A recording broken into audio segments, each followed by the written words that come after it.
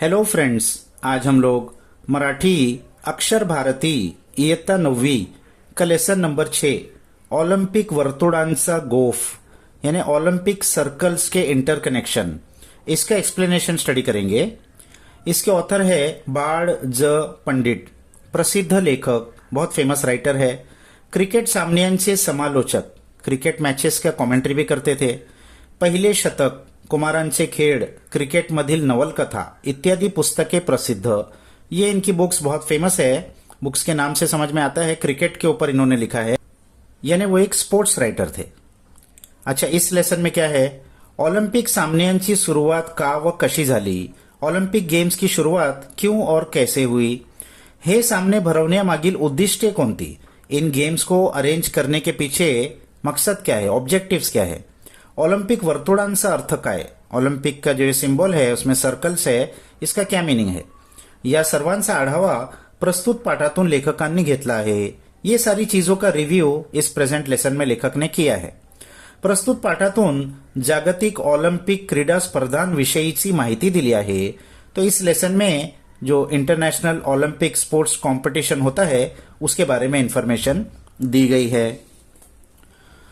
तो मनुष्याच्या सर्वांगीण व्यक्तिमत्व विकासात क्रीडेचे महत्व अनन्यसाधारण आहे। इंसान के सर्वांगीण ऑलराउंड व्यक्तिमत्व पर्सनैलिटी विकासात डेवलपमेंट में क्रीडेचे महत्व, स्पोर्ट्स का इंपॉर्टेंस अनन्यसाधारण आहे, एक्स्ट्रा ऑर्डिनरी है। सर्व स्तरांवर खेळले जाणारे क्रीडा सामने हे जगभरातील क्रीडा प्रेमींचे लक्ष वेधून घेणारे ठरतात। तो सर्व स्तरांवर, ऑल लेवल्स पर खेले जाने वाले क्रीडा सामने जो स्पोर्ट्स कंपटीशन होते हैं, हे जगभरातील क्रीडा प्रेमी से, ये पूरे दुनिया भर के जो स्पोर्ट्स लवर्स है उनका लक्ष्य वेधून घेणारे ठरतात, उनका ध्यान अपनी तरफ खींचने वाले होते हैं। संपूर्ण जगभरातील क्रीडा सामन्यांत ऑलिम्पिक क्रीडा सामन्यांना एक मानाचे स्थान आहे। तो दुनिया भर में जितने भी स्पोर्ट्स कंपटीशन होते हैं उन सब में ओलंपिक जो स्पोर्ट्स कंपटीशन है इसको एक बहुत रिस्पेक्टफुल पोजीशन हासिल है। ऑलिम्पिक 2020च्या विजयाचे उद्दिष्ट डोळ्यांसमोर ठेवून तो हम भी ओलंपिक 2020, क्योंकि थोड़ा पुराना है लेसन, तो 2020 से पहले लिखा हुआ था, तो ओलंपिक 2020 के जो विजयाचे उद्दिष्ट, हमको जीतना है ऐसा मकसद, उद्दिष्ट, ऑब्जेक्टिव डोळ्यांसमोर ठेवून, अपने आंखों के सामने रखकर आपल्याला आवडणाऱ्या खेळावर लक्ष केंद्रित करून और हमारे जो फेवरेट स्पोर्ट्स है जिसमें हम जीत सकते हैं उन पर ध्यान देते हुए त्यांत पारंगत उनमें एक्सपर्ट होना। आपल्या देशाला ऑलिम्पिक विजयाचे मानकरी होण्यासाठी अधिकाधिक प्रयत्नशील राहूया। तो हम अपने देश को कुछ खास स्पोर्ट्स में जिनमें हम अच्छा कर सकते हैं उनमें एक्सपर्ट बनकर ओलंपिक विजयाचे मानकरी, ओलंपिक गेम्स में मेडल लाने के बहुत बड़ा रिस्पेक्ट की बात है। ये हम रिस्पेक्ट हमको भी मिल जाए, ऐसा होने के लिए हमको ज्यादा से ज्यादा प्रयत्नशील कोशिश करते रहना चाहिए। तो अब यहां से लेसन शुरू हो रहा है। ऑलिम्पिक गावाकडे आमची मोटार भरधाव वेगाने जात होती। ऑलिम्पिक विलेज की तरफ हमारी गाड़ी बहुत स्पीड से जा रही थी। गर्दी प्रचंड असली तरी रहदारीला अड़चन मुळीच नव्हती। गर्दी बहुत ज्यादा थी, इसके बाद भी रहदारी यानी ट्रैफिक में बिल्कुल अड़चन नहीं थी। अच्छा मैनेज किया था उन्होंने। येणे जाण्यासाठी वेगवेगळे रस्ते होते, आने और जाने के लिए अलग अलग रस्ते थे। खेळांचे मैदान जवळ येऊ लागले तसे आमचे डोळे समोरील क्षितिजाकडे लागले। तो खेल का मैदान जैसे नजदीक आने लगा तो हमारी नजर सामने क्षितिज के तरफ, क्षितिज हॉराइजन जहां इंसान की नजर खत्म हो जाती है, दूर हमारी नजर टिकी हुई थी। खूपच उंच अशा स्तंभावर एक भला मोठा ध्वज फडफडत असलेला आम्हाला दिसला। तो एक बहुत ऊंचे स्तंभ यानी पोल पर एक भला मोटा ध्वज, एक बड़ा ध्वज, झंडा फडफडत असलेला आम्हाला दिसला। फडफड रहा था ऐसा हमने देखा। ओलंपिक सामन्यांचे ते स्वतंत्र निशान होते। वो झंडा किसका था? ओलंपिक गेम्स का वो इंडिपेंडेंट सिंबल था। तो ओलंपिक गेम का सिंबल क्या होता है? ये 5 सर्कल होते। ध्वजावरील पांढरा शुभ्र पार्श्वभूमीवर लाल, पिवळ्या, निळ्या, हिरव्या व काळ्या रंगांची वर्तुळे एकमेकांत गुंफलेली होती। तो ध्वज का बैकग्राउंड तो पांढरा शुभ्र था, यानी एकदम ब्राइट व्हाइट था। पार्श्वभूमि इस बैकग्राउंड पर लाल और पिवड़ा यानी पीला, नीला यानी ब्लू, हिरवा यानी ग्रीन और काला यानी ब्लैक, इन रंगों के वर्तुड़ सर्कल्स एकमेकांत गुंफलेली होती, एक दुसरे में इंटरकनेक्टेड थे. जणू 5 मित्रच हातात हात घालून आपल्या मैत्रीची साक्ष जगाला देत होते. जैसे कि 5 दोस्त हाथ में हाथ डालकर अपनी दोस्ती की साक्ष गवाही दुनिया को दे रहे थे. ही 5 वर्तुळे म्हणजे जगातील 5 खंड. तो इन 5 वर्तुळ, इन 5 सर्कल्स का मीनिंग दुनिया के 5 कॉन्टिनेंट है बड़े बड़े. आणि त्यांची शुभ्र धवल पार्श्वभूमी म्हणजे विशाल अंतराळ. और उनके बैकग्राउंड में जो व्हाइट ब्राइट बैकग्राउंड है उसका मतलब है विशाल अंतराळ यानी स्पेस, बहुत बड़ा अर्थ के बाहर जो स्पेस है. या ध्वजावर ऑलिंपिकचे ब्रीद वाक्य लिहिले आहे. अच्छा, इस फ्लैग पर ओलंपिक का ब्रीद वाक्य यानी स्लोगन भी लिखा हुआ था, सीटीएस ऑल्टियस फोर्टियस. अब ये ग्रीक भाषा में है, इसका मीनिंग क्या है? सीटीएस यानी गतिमानता स्पीड, ऑल्टियस यानी उच्चता हाइट, और फोर्टियस यानी तेजस्विता ब्राइटनेस.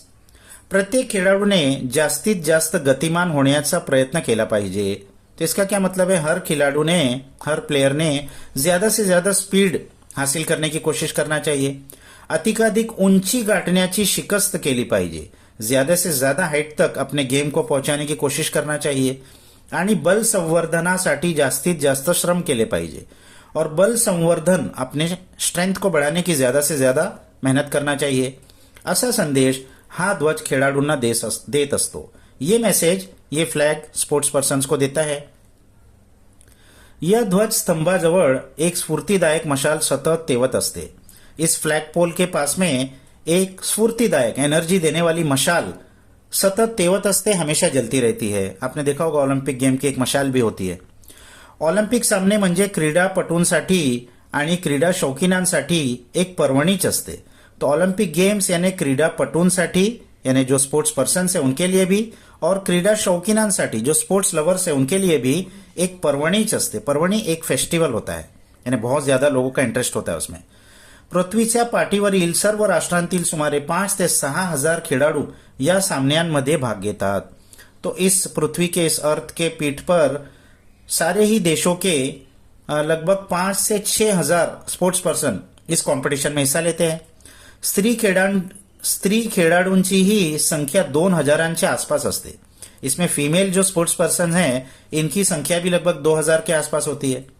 प्रेक्षागृहात सुमारे 70 ते 80 हजार प्रेक्षक बसण्याची सोय असते.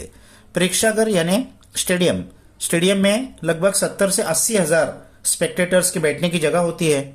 याशिवाय सुमारे 25,000 लोकांना हे सामने उभे राहून पाहता येतात. इसके अलावे लगभग 25,000 लोगों को ये कंपटीशन खड़े रह के देखने की भी जगह होती है. पोहण्याच्या शर्यतीसाठी 4-5 तलावही बांधलेले असतात. स्विमिंग कंपटीशन के लिए 4-5 तलाव यानी स्विमिंग के जो पूल्स होते वो भी बनाए जाते. खेळांचे विशाल मैदान, त्या भोवतालचे प्रचंड प्रेक्षागृह, खेलों के बड़े बड़े मैदान और उसके सराउंडिंग में बड़े बड़े प्रेक्षागृह स्टेडियम, रहदारीसाठी मुद्दाम बांधलेले अनेक सड़का और ट्रैफिक के लिए खास ओलंपिक गेम्स के लिए बनाए गए अलग अलग रोड्स, लोह मार्ग, रेल्वे, पुरुष व स्त्री खेळाडू यांच्या निवासासाठी बांधलेल्या असंख्य खोल्या, और जो स्पोर्ट्स पर्सन्स आएंगे मेल और फीमेल उनके रहने के लिए बहुत सारी रूम्स असलेल्या इमारती, रूम्स वाले बिल्डिंग्स, वसतिगृहे हॉस्टेल्स, प्रेक्षकांच्या श्रम परिहारासाठी सुसज्ज अशी विशाल उपहारगृहे, और जो देखने के लिए आएंगे स्पेक्टेटर्स उनके लिए भी उपहारगृहे, हॉस्टेल्स या रेस्टोरेंट्स, ऐसे एक मोठे गावच असते. ऐसा एक बहुत बड़ा विलेज ही होता है. याला ऑलिम्पिक विलेज असे म्हणतात. इसको ऑलिम्पिक विलेज ऐसा कहा जाता है. ऑलिम्पिक विलेज वसवण्याची कल्पना ईसा सन 1956 मध्ये मेलबोर्न येथे मांडण्यात आली. ये ओलंपिक विलेज बनाने की जो आइडिया थी ये 1956 में मेलबोर्न ऑस्ट्रेलिया का एक शहर है, वहां पर जब ओलंपिक हुआ था वहां ये पहली बार आइडिया ली गई थी. पहले ओलंपिक विलेज तिथलेज, तो पहला ओलंपिक विलेज वहां का ही है, मेलबोर्न का है. ओलंपिक सामने दर 4 वर्षांनी होतात. ओलंपिक गेम्स हर 4 साल में एक बार होते हैं. हे सामने 5 दिवस चलतात. ये कंपटीशन 5 दिन चलते हैं. ये थोड़ा पुराना है, अब तो और ज्यादा दिन चलते हैं. ईसा पूर्व 776 मध्ये हे सामने झाल्याची पहिली नोंद ग्रीस देशाच्या इतिहासात सापडते.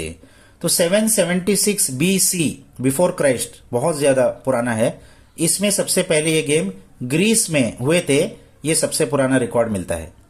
त्यावेळी स्पर्धेत यशस्वी होणाऱ्या खेळाडूंचा ऑलिव्ह वृक्षाच्या फांदीची माळ घालून गौरव करण्यात येत असे.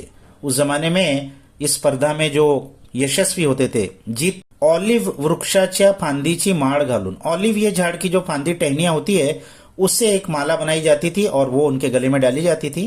गौरव करण्यात येत असे, ऐसा करके उनका गौरव किया जाता था. ग्रीस देशातील अनेक शहरे परस्परांतील भेदभाव विसरून या यशस्वी स्पर्धकांचे प्रचंड स्वागत करत. तो ग्रीस के जो अलग अलग शहर थे वो आपस के भेदभाव भूलकर इन सक्सेसफुल जो स्पोर्ट्स पर्सन्स थे इनका स्वागत करते थे. या सामन्यांतील खेळाडूंना राष्ट्रीय सण समारंभांच्या वेळी मानाचे स्थान मिळत असे. तो जो भी इन कॉम्पिटिशन में जीतता था तो उनको राष्ट्रीय सन समारंभ यानी जो नेशनल फेस्टिवल्स होते थे बड़े बड़े, उस वक्त में भी इनको रिस्पेक्ट का एक पोजीशन दिया जाता था, यानी बहुत फेमस हो जाते थे. पुढे ग्रीक सत्तेचा ह्रास झाला आणि त्याबरोबर ईसा सन पूर्वी 394 मध्ये हे सामने बंद पड़ले. आगे जो ग्रीस सिविलाइजेशन थी उसका डिक्लाइन हो गया, ह्रास डिक्लाइन हो गया और ये सामने ईसा पूर्व यानी 394 BC में बंद हो गए. मैत्रीचा मंत्र सांगणाऱ्या या ऑलिम्पिक सामन्यांची त्यानंतर ईसा सन 1894 साली आधुनिक जगाला आठवण झाली. अच्छा, ये जमाना तो अब गुजर गया, बहुत पुराने जमाने की बात हो गई, लेकिन मैत्री सा मंत्र सांगणाऱ्या, दोस्ती का मंत्र बताने वाले इन ओलंपिक सामनों को उसके बाद में इनकी याद 1894 यानी ये अब के जमाने के 1894 AD आफ्टर डेथ, वो तो BC की बात हो रही थी, आधुनिक जगाला आठवण झाली. इस मॉडर्न जमाने को याद आए ये ऐसे ओलंपिक गेम्स होते थे पुराने जमाने में. त्या वर्षी फ्रांस देशात एक ऑलिम्पिक कांग्रेस भरवण्यात आली होती. तो उस साल में यानी 1894 में फ्रांस देश में ओलंपिक कांग्रेस यानी एक ऑर्गेनाइजेशन है, उसके अंदर बहुत बड़ी मीटिंग रखी गई थी. त्या कांग्रेसला अनेक राष्ट्रांचे प्रतिनिधी हजर होते. तो इस मीटिंग में अलग अलग देशों के प्रतिनिधि रिप्रेझेंटेटिव्स आए हुए थे. कुबर्टीन नावाच्या फ्रेंच क्रीडा तज्ञाने या कांग्रेसमध्ये ऑलिम्पिक सामन्यांचे पुनर्जीवन केले. तो इसमें फ्रांस का एक क्रीडा तज्ञ यानी एक स्पोर्ट्स साइंटिस्ट, एक स्पोर्ट्स स्पेशलिस्ट था कुबर्टीन.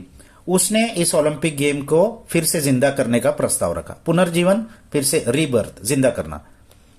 शरीर संपदा वाढवण्यासाठी यानी शरीर की ताकत बढ़ाने के लिए, बल संवर्धन करण्यासाठी यानी बॉडी के स्ट्रेंथ को बढ़ाने के लिए आणि प्रामुख्याने देशादेशांतील मैत्री वाढवून त्यांच्यातील मित्रत्वची स्पर्धा व्हावी. देश देश में मैत्री वाढवून, देश देश में दोस्ती बढ़ जाए और एक फ्रेंडली कॉम्पिटिशन हो उनमें आपस में, यासाठी प्राचीन ऑलिम्पिक सामन्यांप्रमाणेच यापुढे आंतरराष्ट्रीय क्रीडा स्पर्धा भराव्यात. तो इसके लिए जैसे पुराने जमाने में ओलंपिक कंपटीशन होता था तो फिर से इंटरनेशनल कंपटीशन एक होना चाहिए, असे ठरले. ऐसा फैसला हो गया इस कॉन्फ्रेंस में. 1896 पासून ऑलिम्पिक सामने दर 4 वर्षांनी वेगवेगळ्या देशांत भरवले जातात. तो ये फैसला होने के बाद 1896 से फिर हर 4 साल में ये ओलंपिक गेम्स अलग अलग कंट्रीज में होते हैं. त्या निमित्ताने जगात सद्भावना, समता, मैत्री, विश्वबंधुत्व, शिस्त व ऐक्य या भावना वाढीस लागतात. तो इसकी वजह से क्या हो गया, पूरे दुनिया में क्या क्या पॉजिटिव चीज हुई इस ओलंपिक गेम्स की वजह से. सद्भावना यानी गुडविल, समता यानी पैरिटी बराबरी, मैत्री दोस्ती, विश्व बंधुत्व वर्ल्ड ब्रदरहुड, शिस्त डिसिप्लिन व ऐक्य यूनिटी, ये सारे भावना इन गेम्स की वजह से दुनिया में बढ़ रही है. बहुत अच्छा असर हुआ इसका. या सामन्यात निरनिराळ्या 21 खेळांची तरतूद आहे. तो इन गेम्स में अलग अलग 21 गेम्स की तरतूद है, अरेंजमेंट है. पुरुषांसाठी व स्त्रियांसाठी वेगवेगळे सामने होतात. लेडीज के और जेंट्स के अलग अलग कॉम्पिटिशन होते हैं. या सामन्यांच्या व्यवस्थेसाठी एका आंतरराष्ट्रीय ऑलिम्पिक समिती नेमलेली असते. इन सामनों के व्यवस्था के लिए, इन सामनों को अरेंज करने के लिए एक अंतर्राष्ट्रीय ओलंपिक समिती इंटरनॅशनल ऑलिम्पिक कमिटी बनाई गई है.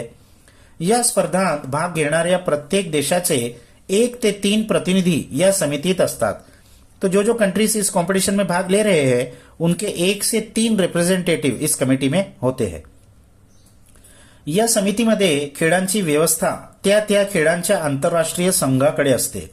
तो इस कमेटी में इन खेल का अरेंजमेंट करने की जिम्मेदारी उन अलग अलग राष्ट्रीय जो समिति है, एक कंट्री की भी एक समिति होती है, तो वो कंट्री के समिती की तरफ होती है. ऑलिम्पिक सामन्यांसाठी लागणारा खर्च फारच मोठा असतो. ऑलिम्पिक गेम्स को अरेंज करने का जो कॉस्ट है वो बहुत ज्यादा होता है. हा सर्व पैसा स्पर्धक देश उभा करतात. तो ये सारा पैसा जो ऑर्गनाइज कर रहे देश वो जमा करते हैं. क्रीडेच्या क्षेत्रात जातीभेद नाही, धर्मभेद नाही की वर्णभेद नाही. तो क्रीडा के क्षेत्र में, स्पोर्ट्स के फील्ड में जाति भेद, धर्म भेद और वर्ण भेद ये नहीं है. यानी जात के नाम पे या धर्म के नाम पे या वर्ण यानी रेस के नाम पे, काले गोरे के नाम पे कोई भेद नहीं होता. येथे सर्वांना समान संधी मिळते. यहाँ सबको बराबर का मौका मिलता है, इक्वल अपॉर्च्युनिटी मिलती है. अमेरिकेतील जेसी ओवेन्स हा वंशाने आफ्रिकी खेळाडू, अब कुछ एग्जाम्पल्स वो दे रहे हैं कैसे कोई भेदभाव नहीं होता. तो अमेरिका के जेसी ओवेन्स हा वंशाने आफ्रिकी खेळाडू, ये रेस के हिसाब से काला था, अफ्रीका का था, अमेरिकन आफ्रिकन था. 1936 मध्ये बर्लिनला झालेल्या ऑलिम्पिक स्पर्धेत त्याने 4 अजिंक्य पदे मिळवली. तो 1936 में बर्लिन में जो ओलंपिक गेम्स हुआ था उसमें 4 गोल्ड मेडल जेसी ओवेन्स ने जीता था. इतकेच नव्हे तर त्या 4ही बाबतीत त्याने नवे उच्चांक प्रस्थापित केले. अच्छा, सिर्फ गोल्ड मेडल जीता ही नहीं, उन चारों मेडल्स को जीतते हुए 4 वर्ल्ड रिकॉर्ड नए उसने बनाया. अमेरिकेच्या यशाचा तो मोठा शिल्पकार ठरला. अमेरिका की कामयाबी का वो बहुत बड़ा जिम्मेदार था. अमेरिकेनेच नव्हे तर साऱ्या जगाने या खिलाड़ूचा त्यावेळी केवढा गौरव केला. तो सिर्फ अमेरिका ने ही नहीं बल्कि पूरे दुनिया ने इस खिलाड़ू का बहुत तारीफ किया, बहुत अप्रिशिएट किया, केवढे कौतुक केले, उसको बहुत ज्यादा अप्रिसिएशन मिला. ओवेन्सचा वर्ण, त्याचा देश हे सर्व विसरून सारे ओवेन्स का वर्ण यानी वो कौन से रेस से है, ब्लैक रेस से है, त्याचा देश वो कौन से कंट्री से है, ये सब भूलकर सारे दुनिया के लोगों ने उसकी तारीफ की. दूसरा एग्जाम्पल, एमिल झेटोपेक हा चेकोस्लोवाकियाचा खिलाडू. एमिल झेटोपेक ये चेकोस्लोवाकिया का खिलाडू था. 1952 साली त्याने हेलसिंकीचे मैदान गाजवले. 1952 में ओलंपिक गेम्स हेलसिंकी इस शहर में हुआ था, वहां उसने मैदान गाजवले, यानी बहुत अच्छा उसने प्रदर्शन किया वहां. तेथे त्याने 5000 मीटर धावणे व मॅरेथॉन या लांब पल्ल्याच्या शर्यतीत नवीन विक्रम केले. वहां 5000 मीटर रनिंग और मैराथन, इसके अंदर उन्होंने नया रिकॉर्ड बनाया. वह नवा इतिहास घडवला और नया हिस्ट्री उसने रच दिया. जगातील एक मानवी रेल्वे इंजिन अशी झेटोपेकने ख्याति मिळवली. तो उसकी वजह से उसको एक टाइटल मिल गया, मानवी रेल्वे इंजिन, यानी इंसानी रूप में एक रेल्वे इंजिन है ये, ऐसे नाम से वो मशहूर हो गया. यामुळे जगातील सर्व लोकांना झेटोपेक बद्दल तर अभिमान वाटलाच. तो इसलिए दुनिया के सब लोगों को झेटोपेक के बारे में तो अभिमान, एडमिरेशन हुआ ही, पण त्याबरोबर चेकोस्लोवाकिया देशाबद्दल त्यांच्या मनात आदर निर्माण झाला. चेकोस्लोवाकिया देश के बारे में भी सबके मन में रिस्पेक्ट पैदा हो गया. आफ्रिकेतील इथिओपियाचा अबेबे बिकिला या खेळाडूने तर अनवाणी पायाने मॅरेथॉन लांब पल्ल्याची शर्यत जिंकली. एक और एग्जाम्पल, इथियोपिया के अबेबे बिकिला ये नाम के खिलाड़ू ने अनवानी पायाने यानी बेयरफुट, बगैर कोई जूता पहने मैराथन लांब पल्ल्याची शर्यत जिंकली. मैराथन जो होता है बहुत लंबा दौड़ना होता है, वो उसने कंपटीशन जीता. एवढे मोठे अंतर त्याने 2 तास 15 मिनिटात काटले. इतना बड़ा डिस्टेंस उसने सिर्फ 2 घंटे और 15 मिनट में तय किया. फॅनी बेकर्स या स्त्री खेळाडूने तर 1948 साली ऑलिम्पिकचे मैदान दणावून सोडले. फैनी बेकर्स ये एक खिलाड़ी थी, स्त्री खिलाड़ी थी, लेडीज थी.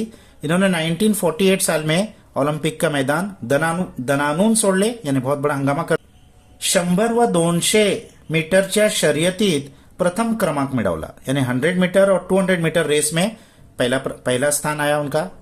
भारताने हॉकीच्या स्पर्धेत अनेक वर्षे अजिंक्यपद टिकवले. इंडिया इंडिविजुअल गोल्ड्स तो नहीं जीत पाई थी, लेकिन हॉकी में बहुत साल तक इंडिया ने गोल्ड जीता था. सुप्रसिद्ध भारतीय हॉकी खेळाडू ध्यानचंद यांचे नाव कित्येक वर्षे जगात सर्वांच्या जिभेवर नाचत होते. तो इंडिया के फेमस हॉकी खिलाड़ी ध्यानचंद, इनका नाम बहुत सालों तक लोगों की जबान पर था. ऑलिम्पिकच्या मैदानावर खेळाडू खेळत असतात. ऑलिम्पिक के मैदान में स्पोर्ट्स पर्सन खेलते होते हैं, तेव्हा खेळाडूंना पराक्रमाचा व प्रयत्नवादाचा संदेश देणारा ध्वज डौलाने फडकत असतो. तो खिलाड़ू को पराक्रम यानी बड़ी चीजें हासिल करना और प्रयत्नवाद, कोशिश करना, इसका मैसेज वो जो ध्वज है वो डौलाने फडकत असतो, वो बहुत शान से फडक रहा होता ये मेसेज देते हुए. त्या ध्वजावरील 5 खंडांची 5 वर्तुळे समतेचा व विश्व बंधुत्वाचा संदेश जगाला देत असतात. उस ध्वज के ऊपर जो 5 खंड यानी 5 सर्कल बने हुए वर्तुड़, वो क्या मैसेज देते हैं? समता, समता यानी बराबरी, और विश्व बंधुत्व, वर्ल्ड ब्रदरहुड, ये संदेश पूरे दुनिया को देते हैं. तर त्याच्या शेजारी शुद्र विचारांचा अंधकार घालवणारी ज्योत तेवत असते, और उसके बाजू में पहले भी आया था एक मशाल होती है. तो शुद्र विचारांचा अंधकार, शुद्ध यानी पेटी, बहुत स्मॉल स्मॉल डिफरेंस का जो अंधकार है, डार्क है, उसको दूर करने वाली ज्योत, लाइट तेवत असते, वो कंटिन्यूअसली जल रही होती है, एक पॉजिटिव मैसेज दे रही होती है. तो इस लेसन में ओलंपिक गेम्स के बारे में लेखक ने बहुत डिटेल में हमको बताया है कि उससे क्या क्या पॉजिटिव चीजें दुनिया को मिली है. तो इसके हार्ड वर्ड्स भी आप अच्छे से देख लीजिए बच्चों. इसके क्वेश्चन आंसर हमने पहले ही वीडियो में दे दिए हैं. नेक्स्ट वीडियो तक बाय बाय.